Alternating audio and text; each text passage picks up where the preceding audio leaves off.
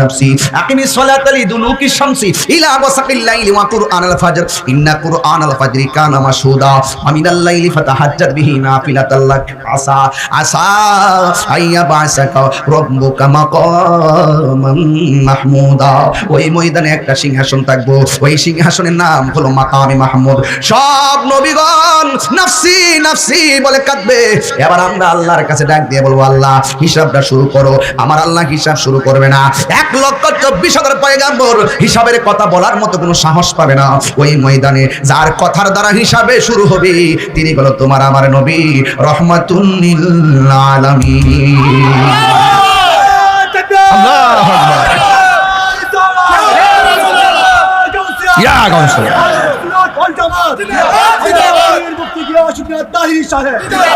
এবার হিসাব শুরু হবে সব নফসি নফসি বলে কাঁদবে এবার সেই ময়দানে একটা সিংহাসন থাকবে এই সিংহাসনের নাম হলো মাকামে মাহমুদ এখন প্রশ্ন হলো হুজুর এই মাকামে মাহমুদটা কে দান করেছেন উত্তর হলো মাকামে মাহমুদ আমার আল্লাহ দান করেছেন কয় কাকে দান করেছেন আমার নবীকে দান করেছেন কয় কেন দান করেছেন কয় তাহাজ্জুদের নামাজের বদৌলতে আমার উপর নামাজ কয় ওয়াক্ত ফরজ আমাদের উপর কয় ওয়াক্ত আমার নবীর উপরে ছিল 6 ওয়াক্ত আর একটা ওয়াক্ত হলো তাহাজ্জুদের নামাজ এই তাহাজ্জুদের নামাজের বদৌলতে ফাতাহাজ্জাত বিহি কোরআন আয়াত 15 পারাতে আছে সুন্নাতাম মান কাদ আরসালনা ক্বাবলাকা মির রাসূলিনা ওয়ালা তাজিদু লিসুন্নাতিনা তাহবিলা আকিমিস সালাতা লিদুলুকি শামসি ইলা গাসাকিল লাইলি ওয়া কুরআনাল ফাজর ইন্না কুরআনাল ফাজরি কানা মাশহুদা ওয়া মিনাল লাইলি ফাতাহাজ্জাত বিহি তাহাজ্জুদ সুবহানাল্লাহ কেন গেলে এই নামাজটা আল্লাহ নবীর উপর অতিরিক্ত দিয়েছেন এরপরে আমার আল্লাহ নবীর সিংহাসন দান করেছেন ওয়া রাফানা আলাকা যিকরাক আপনারা আওয়াজ করে বলুন নবীর সম্মানকে বাড়াইছে হায় হায় হায় হায় আল্লাহ রাব্বুল আলামিন বলেন বান্দা না না রে না না সুম্মা ইলাইহি তুরজাউন অতঃপর তোমরা আমি আল্লাহর দিকে ফিরে এসেছো মৃত্যুর পরে জীবনকে আখিরাত বলে আমি আল্লাহর কাছে মরণের পরে চলে আসলে দুনিয়াতে আর যাওয়ার কোনো সুযোগ নাই আমি আল্লাহর কাছে এসেছো আর তোমাদের কোনো মরণ হবে না দুনিয়াতেও যাওয়া যাবে না আল্লাহ রাব্বুল আলামিন বলেন বান্দা দুনিয়া থেকে মৃত্যু গ্রহণ করার পর শুধুমাত্র হিসাব আর হিসাব এই জন্য আমার বাগলপুরের বাবারা মুরাদনগরের বাবারা হেলাই হেলাই জীবনটারে নষ্ট করে দিয়েন না মসজিদে আজান হয়েছে দোকানে বসে বসে ক্যারাম বোর্ড খেলবেন না মসজিদে আজান হয়েছে ফজরের টাইমে মোবাইল চালাইবেন না সাবধান করে দিয়ে বলে দিয়ে যায় একটা ওয়াক্ত চলে গেলে আর ফিরে আসবে না রে একটা দিন চলে গেলে কোটি টাকা দিয়ে এই দিনটাকে আর কিনা যাবে না হ্যাঁ বন্ধুগণ কবর বড় সাংঘাতিক আমার নবী আপনার নবী বলেন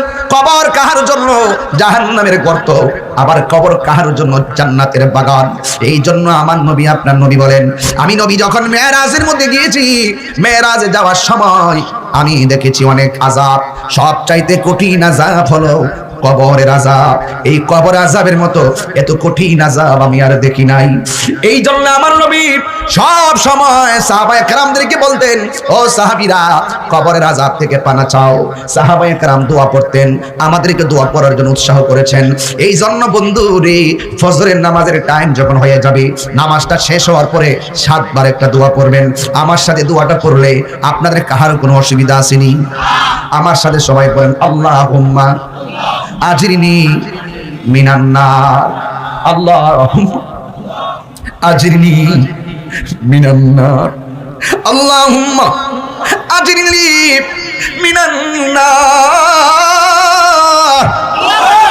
হায়রে জাহান্নামের আগুন এত ভয়ঙ্কর আমি বলছি মানুষের জীবনে 4টা ঘাট আছে একটা ঘাট হলো মৃত্যুর সময় আরেকটা ঘাট হলো কবরের সময় এখন 2 নম্বর ঘাটের আলোচনা চলতেছে 4টা ঘাট চিনাইয়া আমি দৌড়াইয়া চলে যাব সিলেটের জমিনে কালকে দিনে প্রোগ্রাম হ্যাঁ বন্ধুগণ আমার কথা একটাই আমি যদি এই মুহূর্তে আমার জীবন বাইরে লইয়া এখানে যে গণ্যমান্য অতিথিবৃন্দ যারা এসেছেন প্রধান অতিথি বিশেষ অতিথি যত অতিথিরা এখানে এসেছেন সবারে নিয়ে যদি বাগলপুরে গুরুস্থান আসিনি কোন দিকে তাহলে তো ওয়াজটা ঠিক আছে আমার কাছে মনে হইতেছে। এই যে গুরুস্থান, ঈদের দিন আইসিননি গুরুস্থান, একটু জিয়ারত করছেননি, অবাগার দল করছেননি একটু? আপনার মা তাকাই রইছে, আরে গরুর পাল্লায় গোশত খাওয়ার টাইমে না মজে একটা বার আমার কাছে আইসা একবার বল রব্বির হামহুমা কামা রব্বায়ানি সগীরা। আজকে ওয়াজ মাহফিল হচ্ছে, কবরবাসীর মানুষগুলো বলতেছে ও বাবা আমার জন্য দোয়া কর, ও ভাই তোর বোনের জন্য দোয়া কর, ও স্বামী আপনার স্ত্রীর জন্য দোয়া করেন, ও ভাতিজা তোমার চাচার জন্য দোয়া করো। এই দোয়াগুলো কবরের ভিতরে রহমত হয়ে চলে যাবে। কথা বলেন ঠিক কিনা বলেন? আজকে আমরা যদি কবরবাসীর জন্য দোয়া করি, আমরা মারা যাওয়ার পরও আমাদের সন্তানরা কবরের পারে গিয়ে দোয়া করবে। সন্তানরে কোটি টাকার মালিক বানাইবার আগে সন্তানকে প্রেমিক বানায়া যান, সুশিক্ষায় শিক্ষিত বানায়া যান। যেই সন্তান আপনাকে কবর দেওয়ার পরপরই আপনার সম্পদের ভাগাভাগি নিয়ে ভাইয়া ভাইয়া কাটাকাটি করে, বুঝতে হবে এই সন্তানকে আপনি সঠিক শিক্ষা দিতে পারেন নাই। সন্তানকে যদি ধর্মীয় শিক্ষা দিয়ে যেতেন, এই সন্তান আপনাকে কবর দিয়ে চোখের পানি ফেলে আপনার জন্য দোয়া করবে।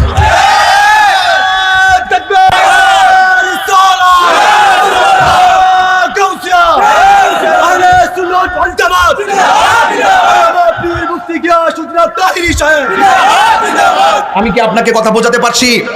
আমার কথা পরিষ্কার হলো, সন্তানকে ব্যাংকের 30 লক্ষ টাকার মালিক বানায় যাবেন না। এই সন্তানকে বলবেন পড়ো, সুশিক্ষা অর্জন করো, ঘাম জড়ায়া রুজি করো। এই ঘাম হালাল, ঘাম কখনো গাদ্দারি করে না। আপনার সন্তানকে যখন আপনি পড়ালেখা না করে সুশিক্ষা না দিয়ে ব্যাংকের টাকার মালিক বানায় যাবেন, এই সন্তান দেখবেন আপনার টাকা নিয়ে যেভাবে মন চাই সেভাবে চলে। এই মিলেমিশে থাকার তৌফিক দান করে আমিন বলেন। আপনারা আমাকে ব্যক্তিগতভাবে চিনেন।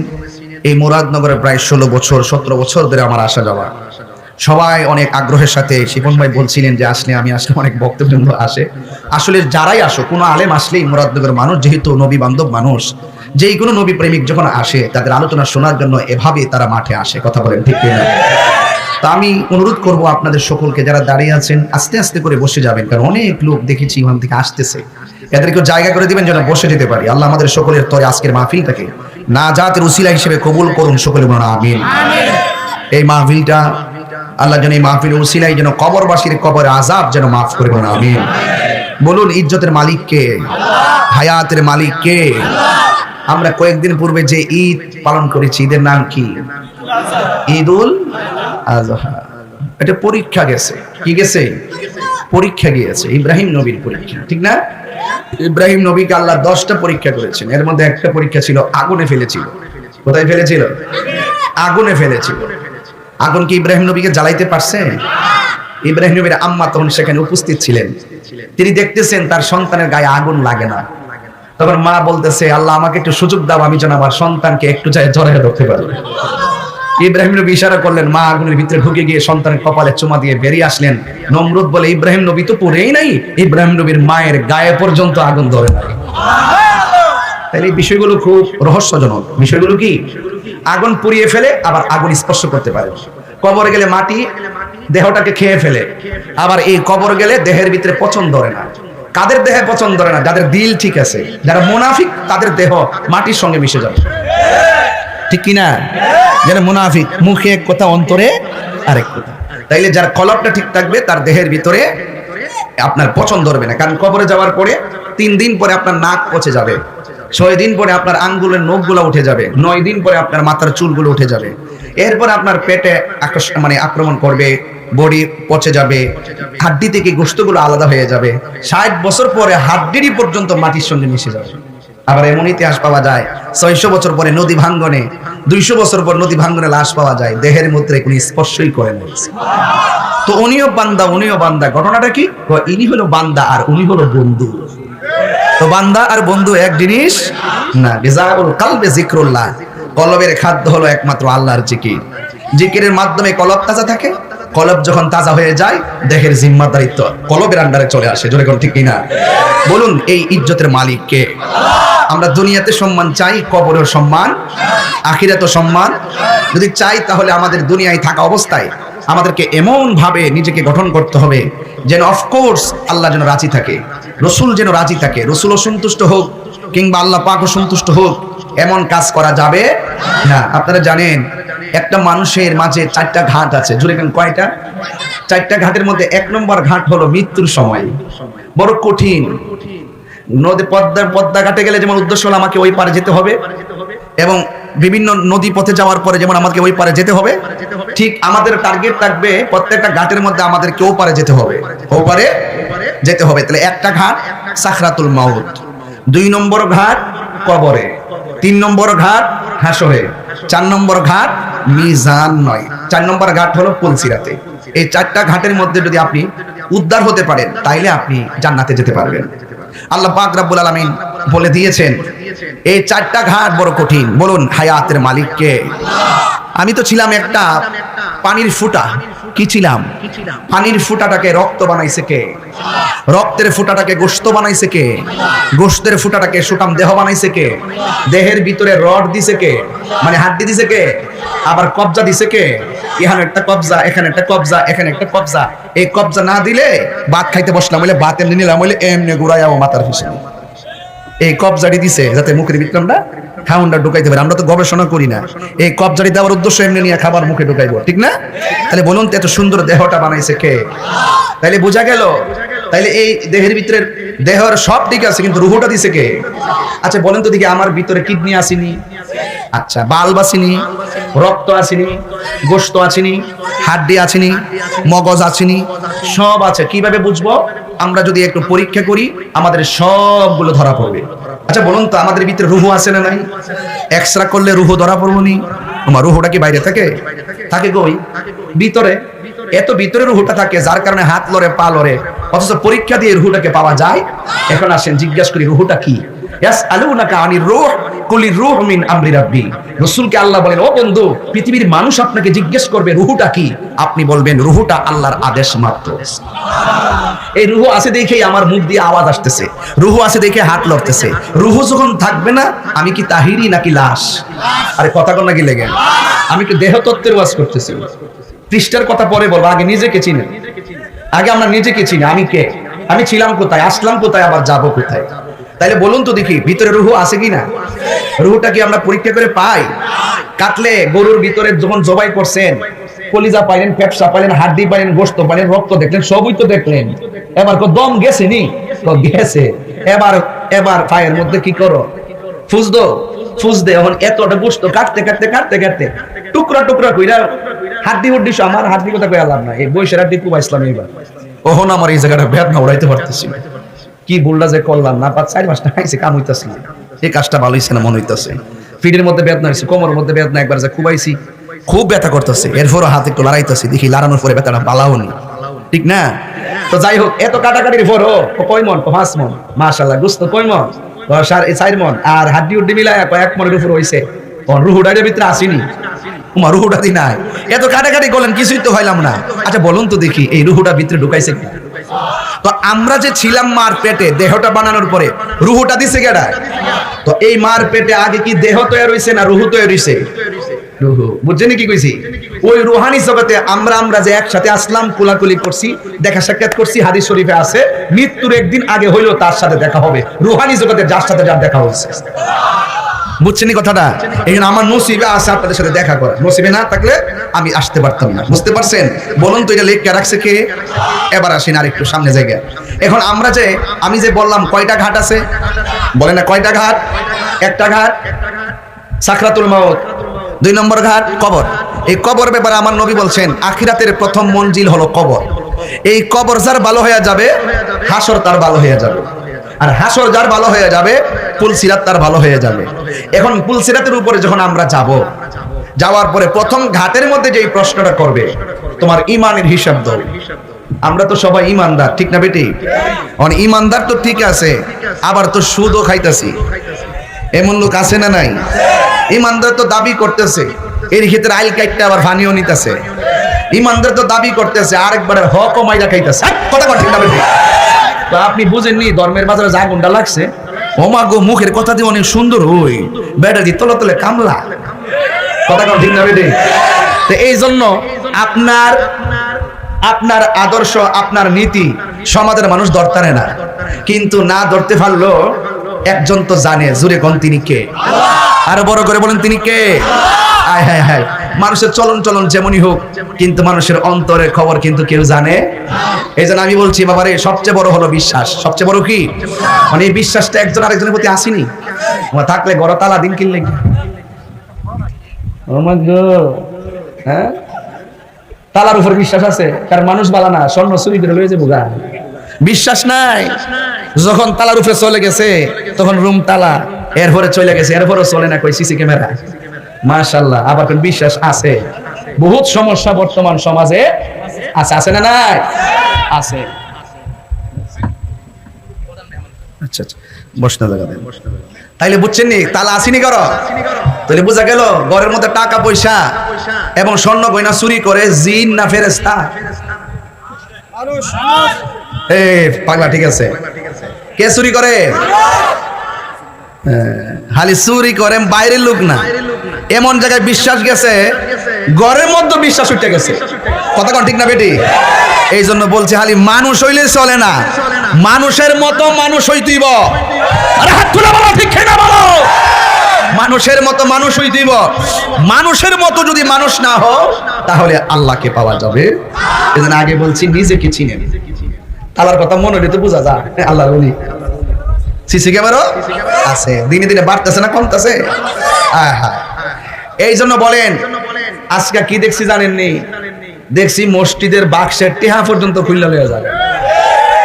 বুঝছেন নি? মানুষ কিন্তু বাক্সের মধ্যে ভাড়া দিয়া উপরের মেশিন খুললা লয়ে যায়। তো মানুষই কিন্তু, এই জন্য বলছি মানুষ পচা যায়, বান্দা পচা যায়, বন্ধু পচে না। এই তো সুন্দর ওয়াজ, বুঝতেছেন? আমার কথাগুলো কি খারাপ লাগতেছে? এবার আসেন, ঘাট কয়টা? এই আওয়াজ এখানে ঘাট দিয়ে আওয়াজ শেষ। বলেন ঘাট কয়টা? একটা হলো সাকরাতুল মাউত। এখন প্রশ্ন হলো সাকরাতুল মাউত কি? সাকরাতুল মাউত হইল আপনাদের ভাগলপুরে যখন আজরাইল আসবে, আসার পরে ঘরের দরজায় যখন দাঁড়াইবো তখন কিন্তু একটা তুফান শুরু হইব। রুহু নেওয়ার সময় তো কষ্ট হবেই, বরং যখন রুহুটা নিয়ে যাবে, নেওয়ার আগে একটা তুফান শুরু হবে। আজরাইলের ভয়ঙ্কর রূপ দেখা বেঈমান যারা, তারা পায়খানা করে বিছানা বাসায় দিবে, রগগুলা খুলে যাবে, চোখগুলা উল্টাই দিব, জিহ্বাটার কামড় মারবো, আপনজন পাশে বইয়া থাকবো, কিন্তু কষ্টের কথা বলতে পারতো না। বাড়ি ঘরের মানুষ মনে করবো পেটের বেদনায় মনে এরকম করতেছে। আসলে কি পেটের বেদনা নাকি আজরাইল? তো এই আজরাইল তো ভাগলপুরে এখন আয়সা পৌঁছে নাই। দেখছেন নাকি আপনারা? না দেখে বিশ্বাস করতেছেন? এটাই ঈমান। এটা কি? আমার দেশে কিছু লোক আছে দেখাইন চান্দি তৈলে বিশ্বাস করো। বলতে বলতে এমন বলা বলে, কয় নবী মেরাজে গিয়ে আল্লাহরই দেখে নাই। নাউজুবিল্লাহ, জোরে কর না কি লেগে? মুনকার নকির যে কিরামান কাতিবিন যে আমাদের কান্দে আছে, দেখা জানি? হ্যাঁ, না দীক্ষা বিশ্বাস করেন আমি ঈমান। এমন বহুত কিছু খেলামেলা আছে। এই জন্য রসুল বলেন, যখন সাকরাতুল মউত আজরাইল আসবে তখন তার গলার মধ্যে এমন একটা তৃষ্ণা লাগবে, ওই মুহূর্তে যদি 7 সমুদ্র 13 নদীর পানি মুখের মধ্যে দেওয়ার চেষ্টা করে, তার পানি তৃষ্ণা মিটবে না। তাহলে এই জায়গাটা খুব কঠিন। আপনি 2 মিনিট নাকটার মুখটার বন্ধ করে রাখতে পারেন না, কিন্তু ওই সময় আপনি হাজার চেষ্টা করলেও আপনি শ্বাস ফেলতে পারবেন। তাহলে এই সময়টা কি গেছে কেন আইতাছে? এক ফুলা কো আমার বয়সের কথা, আমার আব্বই তো মরছে না, দাদাও। আরে বেটা, কত মানুষ দেখতেছি মোটরসাইকেল দা হুট করে টান দে, ট্রাকের নিচে ঢুকে যায়, মারা যায়। আছে না নাই? বলেন হায়াতের মালিককে। চলে যেতে হবে। এই ঘাটটাতে যার ভালো হয়ে যাবে, মনে রাখবেন কবরটা তার ভালো হয়ে যাবে। আর এখানে যে দরা খাবে, ওখানে গিয়েও দরা খাবে। এরপরে কবরের ভিতরে যাওয়ার পরে আপনাকে কবরের ভিতরে যে 2জন ফেরেশতা নামবো, এই ফেরেশতাগুলো কি জীবনে দেখছেন? নাম ওই মুনকার নাকি, মানে অপরিচিত ফেরেশতা। অপরিচিত ফেরেশতা এই কবরে নামবো। নাইমা আপনাকে 3টা প্রশ্ন করব। এই প্রশ্নের উত্তর দিতে না পারলে কি হইবে এটা কইয়া লাই। এই প্রশ্নের উত্তর দিতে না পারলে এখানে সবচেয়ে বেশি অ্যাটাক করব বেনামাজিকে। জোরে কোন কাকে? বেনামাজিকে অ্যাটাক করব। বেনামাজি বলবে, আল্লাহ, নামাজ না পড়লে যদি কবর আসলে এমন আযাব হইতো জানতাম, জীবনও নামাজ ছাড়তাম না। প্রথম আযাবটা কি হইব জানেন? একটা অন্ধ সাহাবী, অন্ধ ফেরেশতা কবরে নামবো। নাইমা তারে এমন জোরে আঘাত করব, আঘাত করার পরে 70 গজ মাটির নিচে তার দেহটা ছিন্ন ভিন্ন হইয়া ঢুকে যাবে। এমন আঘাত করবো আবার জাহান্নামের আগুনের তাপ ভিতরে ঢুকাইয়া দেওয়া হবে। একের পর এক তাকে আযাব যখন দেওয়া হবে, তখন বান্দা বলবে, আল্লাহ, আমাদেরকে আবার দুনিয়াতে পাঠাও, জীবনে কোনোদিন তোমার নামাজ ছাড়তাম না। আল্লাহ রাব্বুল আলামিন বলেন, বান্দা, না না রে না না সুম্মা ইলাইহি তুরজাউন। অতঃপর তোমরা আমি আল্লাহর দিকে ফিরে এসেছো। মৃত্যুর পরে জীবনকে আখিরাত বলে। আমি আল্লাহর কাছে মরণের পরে চলে আসলে দুনিয়াতে আর যাওয়ার কোনো সুযোগ নাই। আমি আল্লাহর কাছে এসেছো, আর তোমাদের কোনো মরণ হবে না, দুনিয়াতেও যাওয়া যাবে না। আল্লাহ রাব্বুল আলামিন বলেন, বান্দা দুনিয়ার থেকে মৃত্যু গ্রহণ করার পর শুধুমাত্র হিসাব আর হিসাব। এই জন্য আমার বাগলপুরের বাবারা, মুরাদনগরের বাবারা হেলাই হেলাই জীবনটারে নষ্ট করে দিয়েন না। মসজিদে আজান হয়েছে, দোকানে বসে বসে ক্যারাম বোর্ড খেলবেন না। মসজিদে আজান হয়েছে, ফজরের টাইমে মোবাইল চালাইবেন না। সাবধান করে দিয়ে বলে দিয়ে যায়, একটা ওয়াক্ত চলে গেলে আর ফিরে আসবে না রে। একটা দিন চলে গেলে কোটি টাকা দিয়ে এই দিনটাকে আর কিনা যাবে না। হ্যাঁ বন্ধুগণ, কবর বড় সাংঘাতিক। আমার নবী আপনার নবী বলেন, কবর কাহার জন্য জাহান্নামের গর্ত, আবার কবর কাহার জন্য জান্নাতের বাগান। এই জন্য আমার নবী আপনার নবী বলেন, আমি নবী যখন মেরাজের মধ্যে গিয়েছি, মেরাজে যাওয়ার সময় আমি দেখেছি অনেক আযাব। সবচাইতে কঠিন আযাব হলো কবরের আযাব। এই কবর আযাবের মতো এত কঠিন আযাব আমি আর দেখি নাই। এই জন্য আমার নবী সব সময় সাহাবায়ে কেরামদেরকে বলতেন, ও সাহাবীরা কবরের আযাব থেকে পানা চাও। সাহাবায়ে কেরাম দোয়া করতেন, আমাদেরকে দোয়া করার জন্য উৎসাহ করেছেন।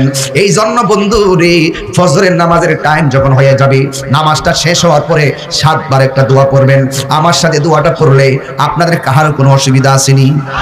আমার সাথে সবাই বলেন, আল্লাহুম্মা আজরিনি মিনান নার, আল্লাহুম্মা আজরিনি মিনান নার, আল্লাহুম্মা আজরিনি মিনান নার। হায়রে জাহান্নামের আগুন এত ভয়ঙ্কর। আমি বলছি, মানুষের জীবনে 4টা ঘাট আছে। একটা ঘাট হলো মৃত্যুর সময়, আরেকটা ঘাট হলো কবরের সময়। এখন 2 নম্বর ঘাটের আলোচনা চলতেছে। 4টা ঘাট চিনাই আমি দৌড়াইয়া চলে যাব সিলেটের জমিনে, কালকে দিনে প্রোগ্রাম। হ্যাঁ বন্ধুগণ, আমার কথা একটাই, আমি যদি এই মুহূর্তে আমার জীবন বাইরে লইয়া এখানে যে গণ্যমান্য অতিথিবৃন্দ যারা এসেছেন, প্রধান অতিথি, বিশেষ অতিথি, যত অতিথিরা এখানে এসেছেন, সবারে নিয়ে যদি বাগলপুরে গুরুস্থান আসিনি, কোন দিকে এটা, তাহলে তো ওয়াজটা ঠিক আছে আমার কাছে মনে হইতেছে।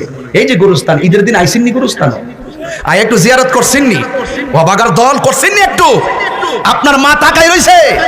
আরে গরুর পাল্লায় গোশত খাওয়ার প্রেমে না মজে একটা ভাগ আমার কাছে আইসা একবার বল, রব্বি রহমহুমা কামা রব্বায়ানি সগীরা।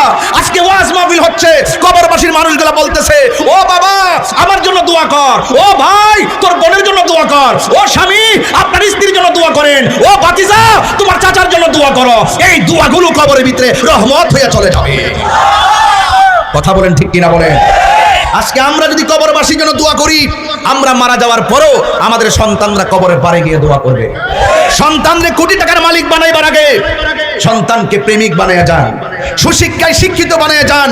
যেই সন্তান আপনাকে কবর দেওয়ার পরই আপনার সম্পদের ভাগাভাগি নিয়ে ভাইয়া ভাইয়া কাটাকাটি করে, বুঝতে হবে এই সন্তানকে আপনি সঠিক শিক্ষা দিতে পারেন নাই। সন্তানকে যদি ধর্মীয় শিক্ষা দিয়ে যেতেন, এই সন্তান আপনাকে কবর দিয়ে চোখের পানি ফেলে আপনার জন্য দোয়া করত।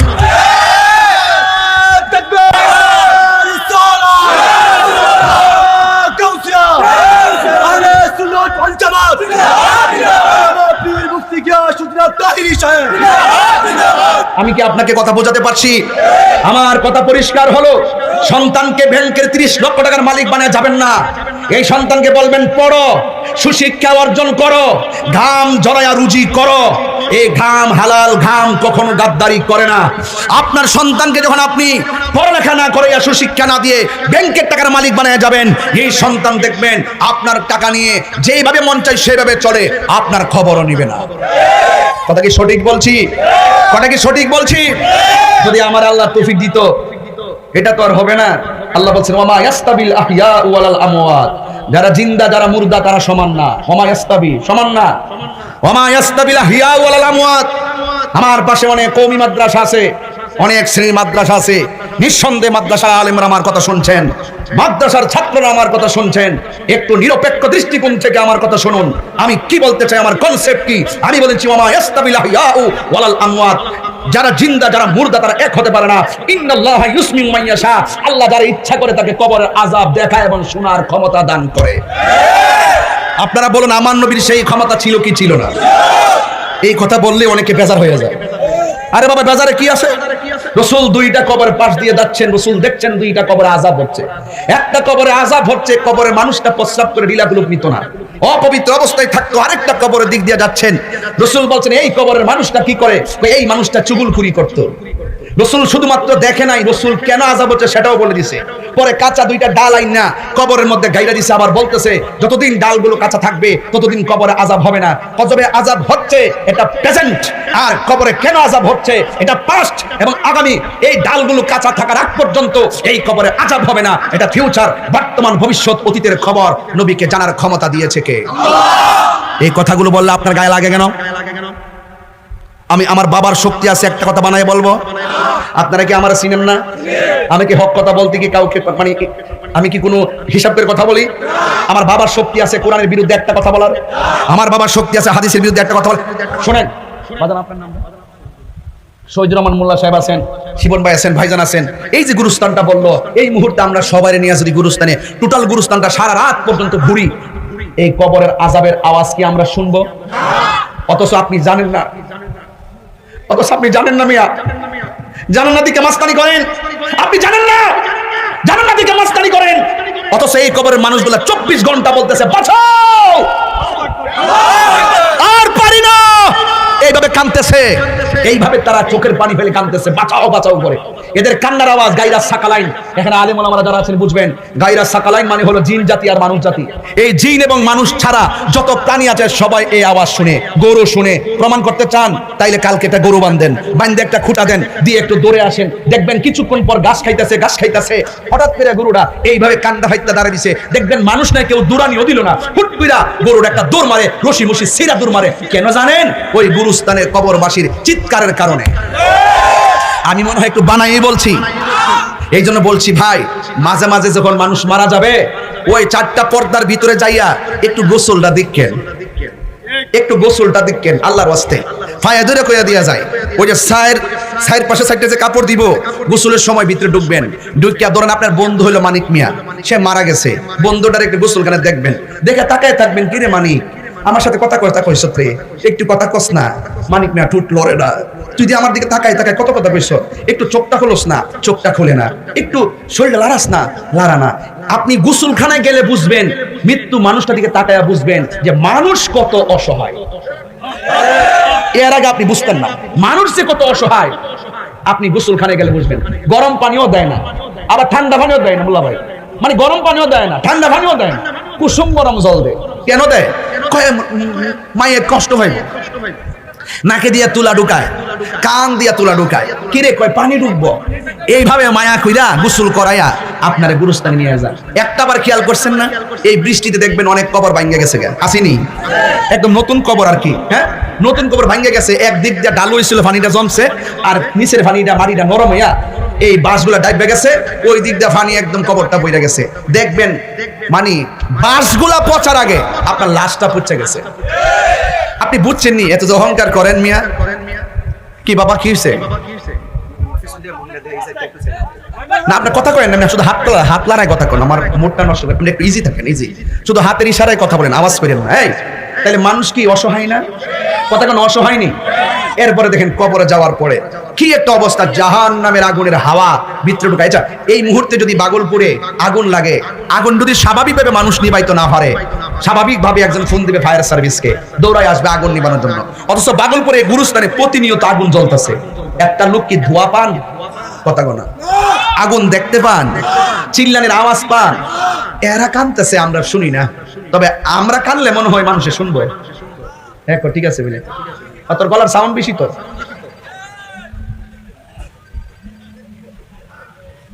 শুনবো, তুমি কে চিল্লাইলে শুনবো, শোনার সুযোগ আছে। এই মুহূর্তে ফোন দিলে, আজকে দাদার সাথে কথা বলছেন না, বাইরে না, কোথায় বাংলাদেশ, কোথায় সৌদি, কোথায় ঢাকা, খবর নিছি গা, কিন্তু এখানে আমার পাশে গুরুস্থানটা, খবর নেওয়ার সুযোগ আছে? এগুলা ফুরানো আওয়াজ, কিন্তু এই আওয়াজগুলা প্রতিদিন প্রতি সেকেন্ডে প্রতিটা ঘরে ঘরে সন্তানকে শোয়া বলা দরকার। ঘরের ভিতর তো সন্তানদের শিখাই না কিছু, শুধুমাত্র টিকটক আর শুধুমাত্র আরে না কি বৃষ্টি কথা বলছি, আরে না আমার মা বোনদের কিছু অভ্যাস খারাপ হয়েছে এখন আর আমরা কোনা যে মার্কেটে কাপড় লাগবো, সিরিয়াল কিসের আবার ওহন সিরিয়ালও দেখে না, এরা শুধু অনলাইনের কাপড়, দুনিয়ার কাপড় লেগে ব্যস্ত হয়ে গেছে। আর কাপড় এই যে রোজারিতে যে শাড়িটা পরছে মাত্র আধা ঘন্টা, এও পরছে জামার লোকে ছবি তুলতো, এরপরে যেমনের কাপড়টা এমনি বাসকুইরা সুপিজরিতে থইছে। আচ্ছা এই কাপড়টা কি কুরবানিতে পরলে চলে না? অক্ষরে কসম করে দেবেন এই ঈদও আবার কিনা দিতে হইব। এইভাবে কাপড় থইতে থইতে থইতে থইতে থইতে থইতে 6 হাত লম্বা হইছে। এরপর আবার ওয়ার্ডরোব কিনছে, ওয়ার্ডরোবটা বড়ছে, বড় আলমারি কিনছে, হিটাও বড়ছে। আহারে অথচ আমার মার বোঝার দরকার ছিল শাড়ির জায়গার শাড়ি থাকবো, ঠিক নি? একটা কাপড় এমন ভাবে পরবো যদি আমাদের পরার উপযুক্ত না হয়, প্রয়োজনে শাড়ি বলেন জমা না রেখা, যারা শাড়ি নাই কাপড় নাই আমরা এদেরকে দিয়ে দিতে পারি, পারি কিনা বলেন? অথচ মা ভুলে গেছে আমার শাড়ি আমার সুকিতে থাকবো, আমার কাপড় কিন্তু 5টা, রংটা কি সাদা না লাল? জোরে কর না। তাহলে এই চিন্তা নাই, যদি এই চিন্তা মাথায় থাকতো হাম হাম করতো না, শুধুমাত্র দুনিয়া দুনিয়া করতে না, দুনিয়া के लिए आखिरत बर्बाद ना करो, किसी इंसान को खुश करने के लिए अल्लाह को नाराज ना करो। দুনিয়া দুনিয়া কইরা আখিরাতকে ভোলা যাবে না, আর দুনিয়ার কোনো মানুষকে খুশি করতে গিয়া আল্লাহকে বেজার করা যাবে না। কথা বলেন ঠিক না বেঠি? আমরা খুশি করব একজনকে, যেরকম তিনি কে? সেজদা পাওয়ার মালিক কে? এবার ওই কবর আখিরাতের প্রথম মঞ্জিল, এই কবরের খবর নেওয়ার মতো সাধ্য আমাদের আছে? বলেন জানে কে? এই কবরে নেওয়ার মালিক কে? আল্লাহ রাব্বুল আলামিন বলেন ইন্নাহু হুয়া ইউবদিউ ওয়া ইউঈদ। আল্লাহ বলেন বান্দারি আমি তোমার শুরুর মালিক, আমি তোমার শেষের মালিক, আমি আল্লাহ হলো এমন মাওলা, আমি হাসরের ময়দানে যাররা যাররা পরিমাণ হিসাব নেওয়ার মালিক, পালাইবার কোনো জায়গা। এরপরে মানুষ কবর থেকে কতদিন পরে, আজকে ভাগলপুরের 100 বছর আগে যারা মারা গেছে, শুধুমাত্র এবারের ঈদের মধ্যে তারা বাড়িতে আইছে। আগামী ঈদ আইবো, আপনি গেলে আইবেন? তাইলে বোঝা গেল 100 বছর ধরে একটা ঘরের মধ্যে পড়ে আছে। যদি আজ থেকে প্রায় 500 বছর পরে কিয়ামত হয়, ধরেন এই 500 বছর আমরা কবরে পড়ে থাকতে হবে। সুখে থাকলে তো আলহামদুলিল্লাহ, দুঃখে থাকলে কোনো উপায় থাকবে না। বন্ধুরা রে আমার, এই কবর থেকে মানুষ একটা ময়দানে উঠবে, ওই ময়দানের নাম হলো হাসরের ময়দান। আল্লাহর হাবিব বলে উম্মত, এই কবর থেকে মানুষ ল্যাংটা অবস্থায় যায় হাসরের ময়দানে উঠবে, গায়ের মধ্যে কোনো কাপড় থাকবে না, উলঙ্গ অবস্থায় হাসরের ময়দানে উঠবে, পায়ের মধ্যে কোনো জুতা থাকবে না, মাটিগুলো হবে সাদা পুরা মাটি। আল্লাহু আকবার কেন? সাদা পুরা মাটি। আর একটা তাসবিহ দেখলাম, তামার মাটি হবে তামা, আর সূর্যটা থাকবে মাথার 8 বিঘা উপরে। এমন একটা তাপ মারবে জমিনে, একদম তাপে মাটিগুলাই একদম গরম হয়ে যাবে। আমার নবী আপনার নবী বলেন ওই ময়দানে মানুষগুলো একদম দলে দলে যাইয়া উপস্থিত হয়ে যাবে। ওই ময়দানটা এমন ময়দান, যেই ময়দানে কেউ কাউকে চিনবে না, সন্তানকে দেখে বাবা পরিচয় দিবে না, বাবা সন্তানকে চিনবে না, কেউ কাউকে উপকার করতে পারবে না। এমন একটা ময়দান হাসরের ময়দান। মাথা 8 বিঘা উপরে সূর্য, মানুষ কেউ গিরা পানিতে সাঁতার কাটবো, কেউ হাঁটু পানিতে সাঁতার কাটবো, কেউ কোমর পানিতে সাঁতার কাটবো, কেউ গলা পানিতে সাঁতার কাটবো। এখন এই পানি কিন্তু গোমতী নদীর পানির মতো এত ঠান্ডা না, এই পানি কিন্তু তিতাস নদীর পানির মতো এত ঠান্ডা না। হাদিস শরীফের মধ্যে আছে কি জানেননি? এই দুনিয়ার আগুন যত গরম, এর চাইতে 70 গুণ বেশি গরম হবে সেই পানি। ওই পানি যখন আপনার গুসার মধ্যে লাগবে, দেখবেন কিছু কিছু পোল্ট্রি মুরগি মেশিনের পানির মধ্যে ঢুকাইয়া দিলে পাখাগুলো উঠে যায়, একবারে চামড়াগুলো সাদা হয়ে যায়। এমন ভাবে হাড্ডি থেকে আপনার চামড়াগুলো উঠে যাবে, একদম কঙ্কালের মতো হয়ে যাবেন। ওই মুহূর্তে বান্দাগুলো আমার আল্লাহরে ডাক দিয়া বলে, সবাই বলতে হবে আমার আল্লাহরে ডাক দিয়া কয় আল্লাহ, ও আল্লাহ গো, ও আল্লাহ, আর সহ্য হয় না, আমাদেরকে ওইলে দুজুকে দাও, নাইলে জান্নাতে দাও, হিসাবটা শুরু করো। হাদিসের মধ্যে দেখলাম এই পানির মধ্যে মানুষ 50,000 বছর দাঁড়ায় থাকবো। আদম নবী বলবে নাফসি নাফসি, ইব্রাহিম নবী বলবে নাফসি নাফসি, জাকারিয়া পয়গম্বর বলবে নাফসি নাফসি। আকিমিস সালাতা লিদুলুকি শামসি ইলা গাসাকিল লাইলি ওয়া কুরআনাল ফাজর ইন্না কুরআনাল ফাজরি কানা মাশহুদা ওয়া মিনাল লাইলি ফাতাহাজ্জাদ বিহি নাফিলাতাল লাক আসা আইয়া বাসাকা রাব্বুকা মাকামান মাহমুদা। ওই ময়দানে একটা সিংহাসন থাকবো, ওই সিংহাসনের নাম হলো মাকামে মাহমুদ। সব নবীগণ নাফসি নাফসি বলে কাঁদবে। এবার আমরা আল্লাহর কাছে ডাক দিয়ে বলবো, আল্লাহ হিসাবটা শুরু করো। আমার আল্লাহ হিসাব শুরু করবে না। 1,24,000 পয়গাম্বর হিসাবের কথা বলার মতো কোনো সাহস পাবে না। ওই ময়দানে যার কথার দ্বারা হিসাবে শুরু হবে তিনি হলো তোমার আমার নবী রহমাতুল লিল আলামিন। আল্লাহু আকবার। ইয়া গাউসিয়া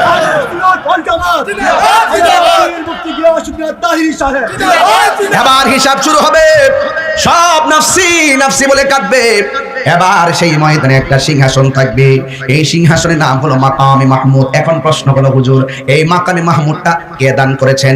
উত্তর হলো, মাকামে মাহমুদ আমার আল্লাহ দান করেছেন। কয় কাকে দান করেছেন? আমার নবীকে দান করেছেন। কয় কেন দান করেছেন? কয় তাহাজ্জুদের নামাজের বদৌলতে।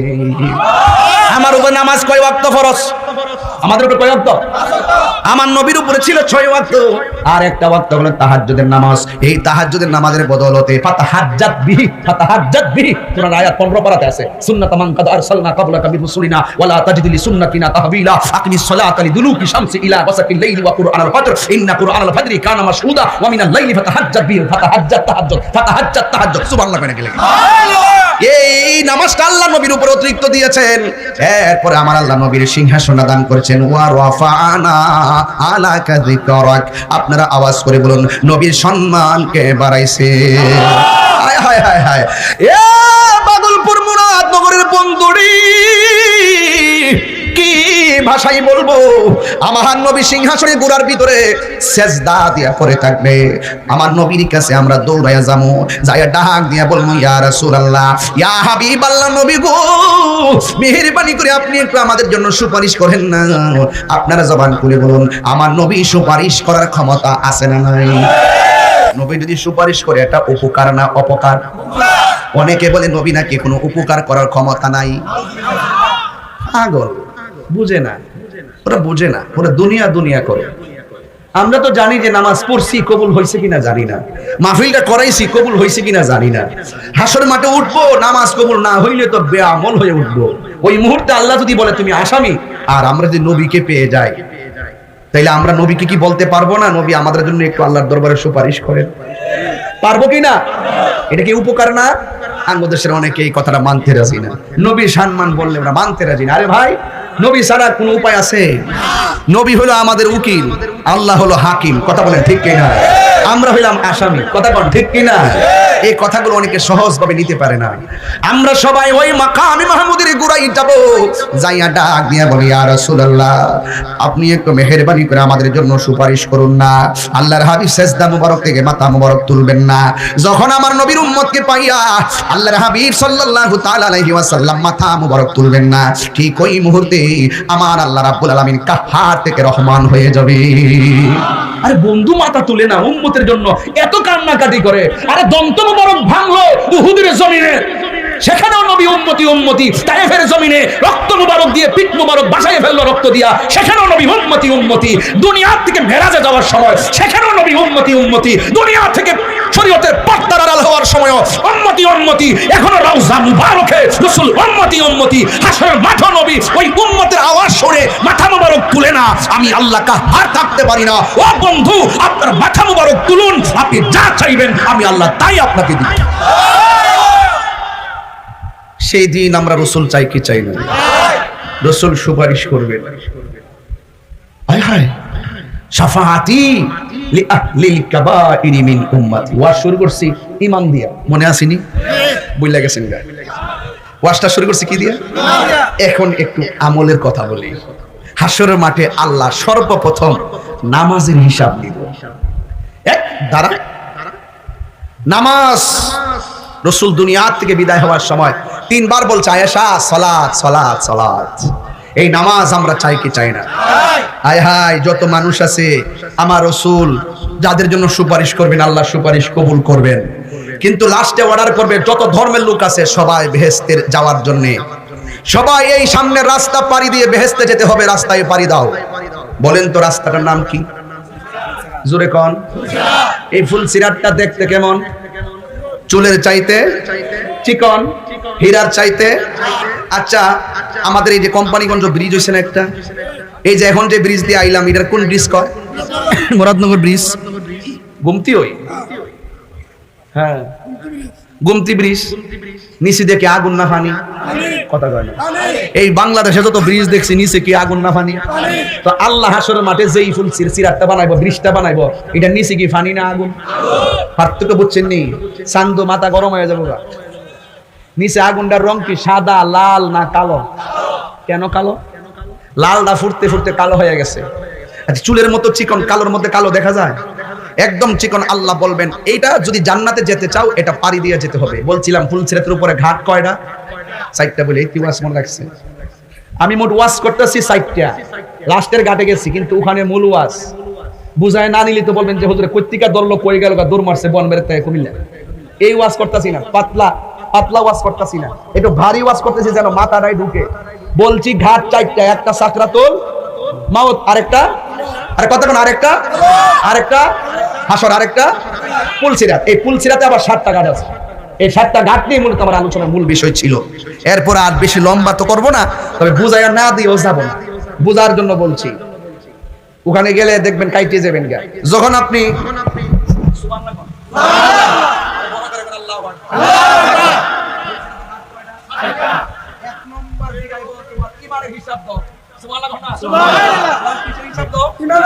এখন যারা ইমানদার তারা বলবে, শুধু ইমানদার হিসাব দিবে, আল্লাহ আমরা তোমাকে এক বলে বিশ্বাস করেছি, নবী রাসূলদেরকে মেনেছি, আসমানি কিতাব মেনেছি, তাকদীর মেনেছি, আখিরাত মেনেছি, আসমানি কিতাব সমূহ মেনেছি, ফেরেশতাদেরকে মেনেছি। কয়টা হইল? 7টা। ইমানে আরকান। এই 7টা যখন বলে ফেলবে তখন কেউ কেউ হিসাব না দিয়া কি ফারিজে বাগান নিচে পড়বো। সামনে যাওয়ার পরে বলবে তোমার ওযুর হিসাব দাও। আঙ্গুদেশে ফুলাফান দেখবেন নামাজ পড়ুক, ওযুর গুরুত্ব দেয় না, আসেনি? জায়গা মতো গেলে ধরবো, ওযুর হিসাব দাও। ওই ঘাটের মধ্যে ওযুর হিসাব দিতে হবে। বলবে যে আল্লাহ আমি ওযু করেছি নামাজের জন্য, তোমাকে খুশি করার জন্য নামাজ পড়ছি। আঙ্গুদেশে অনেকে ওযুর ফজিলত জানে না। রাসূল হাদিস শরীফের মধ্যে বলছে, যেই ব্যক্তি বিসমিল্লাহ বলে ওযু শুরু করবে, যতক্ষণ ওযু শেষ হবে না ততক্ষণ পর্যন্ত ফেরেশতারা ওই ওযুকারীর জন্য আল্লাহর কাছে গুনাহ মাফ চাইতে থাকে। 2 নম্বর, যারা হাতটা ধৌত করবে, হাত দিয়া জীবনে যত গুনাহ করছে সেই গুনাহগুলো মাটিতে পড়ে যাবে। যখন কুলি করার জন্য মুখে পানি দিবে, গড় গড় করে যখন পানি ফেলবে, ওই মুখ দিয়া যত গুনাহ করেছে সেই গুনাহগুলো উজুর পানির সঙ্গে নিচে ফেলে দিবে। যখন সে মুখমণ্ডল ধৌত করবে তখন চোখ দিয়া যত গুনাহ করেছে চোখের পানির সঙ্গে এই গুনাহগুলো মাটিতে ঝরে যাবে। সব উজু কমপ্লিট হওয়ার পর লাস্টের ফুটাটা, যেটা দাড়ি থেকে হোক, কানে লতি থেকে হোক, আঙ্গুল থেকে হোক, পায়ের গোড়া থেকে হোক, লাস্টের যে ফুটাটা ঝরব, এই ফুটার সাথে তার সব গুনাহ মাটিতে ঝরিয়ে ফেলে দিবে। এরপর শুধু তাই নয়, রাসূল বলছেন উজু শেষ কইরা কেউ যদি আসমানের দিকে তাকাইয়া কালিমায়ে শাহাদা পড়ে, আল্লাহ পাক তার জন্য 8টা জান্নাতের দরজা খুলে দেন। উজুর মধ্যে বরকত আসেনি? তো আপনারা যারা দৌড়দা উজু করেন, এই কোনির উপর পানি ঢুকে না, কানের লতির নিচে পানি জানা, থুতনির নিচে পানি জানা, গিরা পর্যন্ত পানি পৌঁছে না। আচ্ছা, উজু না হইলে কি নামাজ হবে? তাহলে অন্তত ফুলসিরাতের থাবা থেকে বাঁচতে গেলে ঈমান দরকার আছে না নাই? ওযু দরকার আছে না নাই? এরপরে যখন চলে গেছে আস্তে, এরপরে যখন সামনে যাবে তখন তাকে জিজ্ঞাসা করবে নামাজের হিসাব দাও। চিৎকার মেরে কন্যা আল্লাহু আকবার। আমার কথা কি আপনাদের খারাপ লাগতেছে? স্টেজে উঠছি, 1 ঘন্টা পার হয়ে গেছে, কিন্তু ওয়াজ কিন্তু আমলের ওয়াজই চলছে, নিজের পরিবর্তনের ওয়াজ চলছে। একটু অন্ধকার যে দেখতেছেন কেমন লাগতেছে? একটু লাইট লাগাইলেন, এই যে পিছনে অন্ধকার, কিন্তু কবর ভিতরে কি লাইট আছে? কথা লাইট আছে? জনম জনম অন্ধকারে পড়ে রইছে। কথা কোন ঠিক না বেটি?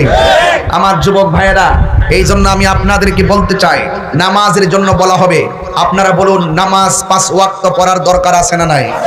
একটু হাত তুললে আমি খুশি হব। নারে তাকবীর, নারে রিসালাত, নারে গাউসিয়া, আহলুস সুন্নাত ওয়াল জামাত, আহলুস সুন্নাত ওয়াল জামাত, কুরআন সুন্নাহর আলো, মিলাদ কিয়ামের আলো, আল্লাহ কবুল করো। এরপরে জিগাইব তোমার নামাজের হিসাব দাও। আমরা তো নামাজ অনেকে পড়ি, পড়ার মতো পড়ি না। কথা কোন ঠিক না বেরে? আমার রাসূল বলতেছেন সবচেয়ে বড় চুর হইল নামাজের মধ্যে যে চুরি করে। এখন সাহাবীরা প্রশ্ন করেন, ইয়া রাসূলুল্লাহ, নামাজের মধ্যে চুরি করে কেমনে? কয় যারা রুকু সেজদা তাড়াতাড়ি আপ্পা মারে, এটা হইলো সুর। আঙ্গ দেশের সুরের অভাব নাই। দেখবেন তারা এই এই এই এই এই এই বেটা এই ওই মিয়া কইও ওই মুরাদনগর এই বেটা করে ফি সাবিলিল্লাহ আমওয়াত বেটার বাইতে ফোন দিছো। নামাজের কথা ধরছি, অন যাওন যাইব। আমি তো 3টা নামাজি বানাই দিয়া যাবো আজকে, আর 15 মিনিট সময় চাইয়া নিছি। মারহাবা জোরে কোন। আপনারা কি কষ্ট হইতাছে? আমি কিন্তু আজকে গজল বেশি গাইয়া লাইছি। আমার ভাইয়েরা গজল কটা গাইছি? একটা গাইছি না? তাইলে বোঝা গেল তাহির হুজুর গজল ছাড়া ওয়াজ করতো। তাইলে বোঝা গেল ওয়াজ করলো মানুষ শুনে। কথা কোন ঠিক কিনা? এটা যারা আমাদেরকে কয় মাজার ফুজারে গান গাওয়ান্য বক্তা, এদের কথায় কান দেওয়া যাবে। হ্যাঁ, গজল তো কাম হয় না, গায়ে যাবো গা। আমরা দেখেন না কই নিয়ে ফালাই আরো কিছুক্ষণ পরে বাজান একটা খেলা কি খেললে যেতে আমরা মনে করিনি ইনশাল্লাহ। এটা কি এই গতর মনে হয় ইয়া জিতছে, পিএসসি জিতছে না, আর্সেনাল হারছে না। আচ্ছা ঠিক আছে, আচ্ছা আচ্ছা ঠিক আছে, আচ্ছা ঠিক আছে। ব্রাজিল করো না, আর্জেন্টিনা করো না, মারামারি করো না, যাই করো। ওকে এমন ভাবে লাগো, হ্যাঁ আমরা চিনোই না, তোমরা এমন লাগো ভাই ভাই সম্পর্ক ছিন্ন করে দাও। কথা কন ঠিক না? বেরো পক্ষ বিপক্ষ থাকবে, এটা সৌন্দর্য। কথা কন ঠিক কিনা? আমার যুবক ভাইরা কষ্ট হইতেছে আপনারা? যাক একটু ডাইনে গেলাম আর কি, ফুলাফান্ডির কারণে। মারহাবা জোরে বল। তাহলে নামাজ পড়বো কার জন্য?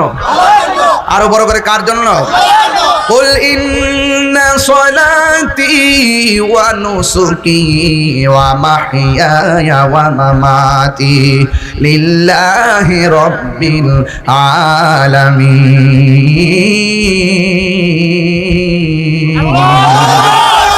আমার জীবনের মালিক কে? আমার মরণের মালিক কে? আমার কুরবানি আমি দিব কার নামে? আমার জীবন, আমার মরণ, আমার নামাজ, আমার কুরবানি লিল্লাহি রাব্বিল আলামিন।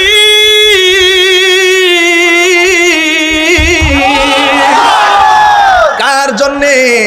আল্লাহ বলবেন আমাদের হিসাব দাও। বান্দা বলবে আল্লাহ নামাজ পড়ছি তোমাকে খুশি করার জন্য। আপনারা জবান খুলে বলুন, কেউ যদি মানুষকে খুশি করার জন্য নামাজ পড়ে, কেউ জানে না, জানে একজন। জবান খুলে বলেন তিনি কে? এরপরে এই ঘাটটা পার হয়ে যাবে। যারা উত্তর দিতে পারবে তারা সামনে যাবে, যারা পারবে না মাটিতে পড়ে আগুনে পড়ে যাবে। একের পরে এক আগুনে পড়ে যাবে। ও বন্ধুরে, সব এই ঘাট পার হতে পারবে না। ইমানের ঘাটে সবাই ধরা খেয়ে যাবে। আর প্রেমিকদেরকে আমার আল্লাহ প্রেম খেলাইবার জন্য এই জাহান্নামের উপরে পুলসেরা দিয়া প্রেমিকের বাহার দেখানো শুরু করবে।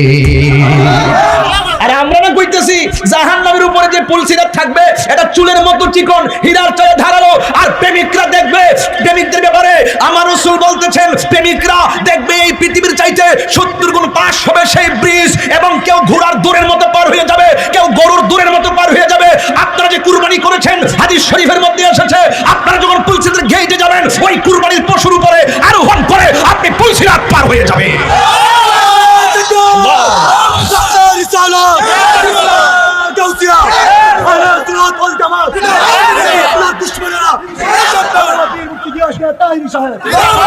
এই জন্য বলা হয়েছে মোটা তাজা দিককে তোমরা গরু কুরবানি করো। কইছিনি? শক্তিশালী দিককে কইছিনি?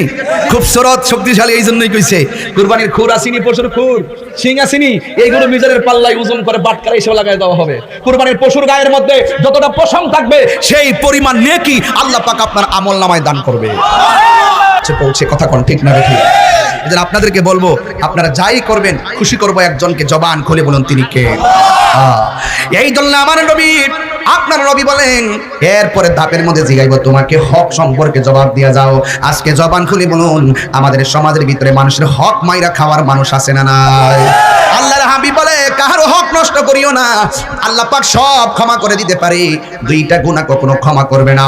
একটা হলো যারা আল্লাহর সঙ্গে শিরিক করে, 2 নম্বর হলো যারা মানুষের হক মাইরা খায়। যারা মানুষের হক মাইরা খায়, বাতিজারে ঠকায়, বায়ে বায়ে বায়ে বায়ে সংসারে বাস করে, এক ভাই মারা গেছে আর বাতিজারাকে বায়ে ভালো চোখে দেখে না, এমন হক মেরে খাওয়ার মতো মানুষ সমাজে আছে না? না। এই জন্য আমার যুবক ভাইরা, আজ আল্লাহর সঙ্গে শিরিক করে আপনারা জবান খুলে বলুন সেজদা পাওয়ার মালিক কে? আমরা সুন্নিরা কি মাজারে গিয়ে সেজদা দেই? আমরা কি আল্লাহর ওলিদেরকে আল্লাহ মনে করি? তাহলে যারা আমাদেরকে মাজার পূজারি বলে, এরা আমাদের ব্যাপারে মিথ্যা অভিযোগ দেয়। কথা কোন ঠিক না? মানুষ এখন বুঝতেছে যে ওনারা যা ধারণা করতো হয়তো বা কেউ মাঝে মাঝে যায় আপা ফইরা যা, যদি কেউ ফইরা যা তারা জিজ্ঞাসা করো কেন ফললা, কথা কেন ঠিক নেই। আমরা তো বাবা যাই না, আমরা যাই জিয়ারত করি। কি করি আমরা জিয়ারত? আজকে কিন্তু বাগদা হইছি হান্তি, এরা মাজারপন্থী, আমরা হইলাম একপন্থী। মাজারপন্থী মানে কি তা বুঝলাম না। আল্লাহর ওলির মাজার মানে জিয়ারতের জায়গা, এখানে জিয়ারত করা হইলো সুন্নত। জিয়ারত করা কি? নবী বলছে তোমরা জিয়ারত করো, জিয়ারত করলে মরণের কথা স্মরণ হয়, আখিরাতের কথা স্মরণ হয়। কথা বলেন ঠিক না বেঠিক? আর ওলি আল্লাহর মাজারে জিয়ারত করতে গিয়ে আমরা কি কোনো সেজদা করি? আপনারা কি সেজদা করেন? সেজদা করা যাবে না, সেজদা পাওয়ার মালিক কে? এই কথাগুলো আপনারা ভালো করে শুনে যান। আর কালকে লাইভে এসে কইেন তাই রুদের সুন্দর একটা কথা কয়ে গেছে, আল্লাহর হস্তে হিংসা বিদ্বেষ বন্ধ করিয়া আল্লাহর হস্তে মানুষ হন। একটা মানুষকে মিথ্যা অপবাদ দেওয়া বড় জুলুম। কথা বলেন ঠিক না বেঠিক? আমি দুইটা রুট ম্যাপ তৈরি করছি। একটা রুট ম্যাপ হইলো এই ওয়াজ মাহফিল আহলুস সুন্নাত ওয়াল জামাতের যারা কথা বলবে তাদেরকে যোগ্যতা নিয়ে চেয়ারে বসে কথা বলতে হবে। আপনি 8 পাস করবেন, 9 পাস করবেন, দাখিল পাস করবেন, কিছু জানেন না, শূন্য স্টেজে বসে ওয়াজ করবেন। ওয়াজের মাঠটা কি তামসা পাইছেন? এখানে ওইটার যোগ্যতা অর্জন করে ব্যালেন্স রেখে কথা বলতে হবে। আর 2 নম্বর হলো যত ওলি আল্লাহদের মাজার আছে এই মাজারগুলোকে সুরক্ষা করতে হবে। আমি ওই দিন দেখলাম শাহ আলী বুগদাদি রহমাতুল্লাহর মাজারে কে যেন আক্রমণ করতে গেছিল এবং মাজারের জিয়ারতকারীদেরকে আক্রমণ করেছে, মাজারের বাতিগুলোকে ভেঙে ফেলছে, এই টেবিলগুলো ভেঙে ফেলছে। হ্যাঁ, এরপর আমরা প্রেস ক্লাবে গিয়ে প্রতিবাদ করেছি। এরপরে যাই হোক সবাই প্রতিবাদ করছে, ওই আসনের এমপি পর্যন্ত দুঃখ প্রকাশ করছে। কিন্তু দেখলাম 2 দিন পরে আবার দেখলাম এক মহিলা মাজারের চত্বরের ভিতরে শাহ আলী বুগদাদি রহমাতুল্লাহর ব্যানার লাগায়া সে পুরা নায়ক নায়িকারা যেমন ড্যান্স দেয় এই ড্যান্স দিয়ে সে মুর্শিদি গান গাইতেছে। এটা হারাম, এটা চলবে না, এটাকে আমি সুরক্ষা করে ছাড়বো ইনশাআল্লাহ। আল্লাহর মাজার হলো পবিত্র একটি জায়গা, এখানে জিয়ারতের জায়গা, এই জায়গাকে আমরা বেহায়াপনা দিয়ে লুণ্ঠিত করতে দেব না। কথা বলেন ঠিক না বেঠিক? আপনারা কি আমার সাথে আছেন? আপনারা কি আমাদের সাথে আছেন? এই জন্য হাত দিয়ে উঠছে না কেউ? আরে সারছে রে তোর এলাকার তো দিয়ে যেভাবে চলে রে, একটু হাত তোলেন, হাত তোলেন, হাত তোলেন, হাত তোলেন। এইভাবে মহিলাকে যদি সরাসরি বহির্ভূত বেপর্দা ভাবে বেগানা পুরুষদেরকে দেখাইয়া আল্লাহর ওলি মাজার যদি এরকম ভাবে করে, এটা কি বলি আল্লাহদের অপমান হয় না? এটা কি আমাদের সুন্নি জামাতের অপমান হয় না? এদের আমি বলবো আমরা একটা এরিয়া দিব যে এরিয়ার ভিতরে কোনো নাচ গান চলবে। তোমরা যদি একান্তই বাংলাদেশের নাগরিক হিসেবে বাক স্বাধীনতার নামে করতে চাও তাহলে দূরে যাইয়া করো। হ্যাঁ ঠিক আছে, ঠিক আছে কিনা? আমরা বাক স্বাধীনতা আঘাত করবো না, কিন্তু প্রত্যেকটা জিনিসের সিস্টেম আছে। মসজিদের ভিতরে যদি আপনি এসে কনসার্ট লাগাই দেন, এটাকে কেউ মেনে নিবে? সাবধান, সতর্ক থাকবেন আপনারা। আমি কিন্তু আহলুস সুন্নাত ওয়াল জামাতের একজন সাংগঠনিক সচিব, সারা বাংলাদেশের মুরব্বীরা আমাকে তারা বানাইছেন। ইনশাল্লাহ এই মাসের 27 তারিখ থেকে চট্টগ্রাম উত্তরের কাউন্সিল দিয়ে সারা বাংলাদেশে একযোগে কাউন্সিল শুরু হবে, যেখানে সংখ্যা হবে প্রায় 6 কোটির মতো ইনশাআল্লাহ। আপনারা আমাদের জন্য দোয়া করবেন। এই দেশে আমরা সর্ববৃহৎ একটা গোষ্ঠী, কিন্তু বিভিন্ন কারণে আমাদেরকে মাইনাস করে রাখা হয়েছে কিছু অপপ্রচার আর অপবাদের কারণে। এগুলো আমরা এখন বুঝতে শিখেছি, এগুলো আমরা কথা বলতে শিখেছি। আমরা সত্যকে প্রতিষ্ঠা করার জন্য দেশ এবং ধর্মকে সুরক্ষা ইনশাআল্লাহ আমরা আমাদের তরিকাপন্থীরা একটা ফরম্যাট এই দেশে তৈরি করব, যেখানে কোনো মারামারি থাকবে না, কাটাকাটি থাকবে না, থাকবে শুধুমাত্র ভালোবাসা আর সম্প্রীতি। কথা বলেন ঠিক না বেঠিক? রাজি আছেন কিনা বলেন? কারা কারা রাজি আছেন হাত তুলে দেন ইনশাআল্লাহ।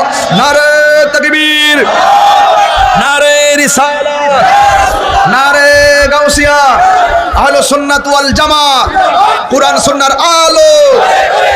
সবাই খুশি হইছেন তো? সবাই খুশি হইছেন তো? তাইলে শিরিকের গুনাহ আল্লাহ পাক মাফ করবে, মনে থাকবো। আর একটা আত্মীয়তার সম্পর্ক ছিন্নকারী। এই মাসের মধ্যে আমার কাছে তালাকের ফতোয়া আইছে 2-3 দেয়া। আমি রাগ করে কয়ে লাইছি, মোবাইলে দেলাইছি, 1 কথা 2 কথা 3 কথা কয়ে লাইছি। আমার কাছে আয়া পড়ছে, আমি যে পাগল, যদি ঘরের মধ্যে আগুন লাগবো নি? লাগবো, তুমি লাগাইছো। এইরকম ভাবে বহুত ফতোয়া লয়েছে। আত্মীয়তা ছিন্নকারী, আত্মীয়তার সাথে সম্পর্ক ছিন্ন করা যাবে। লা ইয়াদখুলুল জান্নাতা কাতিউন, আত্মীয়তা ছিন্নকারী জান্নাতে যাবে না। এই জন্য আপনার খালাম্মা, আপনার জেঠি, আপনার ফুফু, আপনার বোন, আপনার বাতিজা, আপনার আপনজন, আপনার রক্ত সম্পর্কে যারা আছেন তাদের সঙ্গে আপনারা সম্পর্ক রাখবেন, খোঁজ নিবেন। গোশত যে ফ্রিজের ভিতরে ঢুকাইছেন, বোনের বাড়িতে ভাড়াইছেননি, খালাম্মার জন্য ভাড়াইছেননি, মামুর জন্য ভাড়াইছেননি। হ্যাঁ কথা ঠিক আছে নি? আপনার কালকে দেখছি ফ্রিজের ভিতরে এমন ভাবে ঢুকাইছে, ছবিটা আইছে আর কি ফেসবুকে। দেখি যে লাগানোর পরে একটা বান দিছে, দেওয়ার পাশে সাইডে দা ফুটলাটি বাইরে রইছে। মানে এমন বান দিছে সাইডে দেয়া অনেকগুলো ফুটলা, গোশত ফুটলাটা বাইরে রইছে আর কি। মানে এমন থোয়া তৈছে জাগাও না, এরপর রশি দিয়া বান দিছে গামলা বইরা খাইবার লাগা। অথচ তার বাড়িতে যখন অনাহারীরা আসছে ধমক মেরে বিদায় করে দিচ্ছে। সাবধান, সুষম বন্টন নীতি থাকলে সমাজে অভাব থাকবে না। কথা কোন ঠিক কিনা? আল্লাহ আমাদের সকলকে বোঝার তৌফিক দান করুন।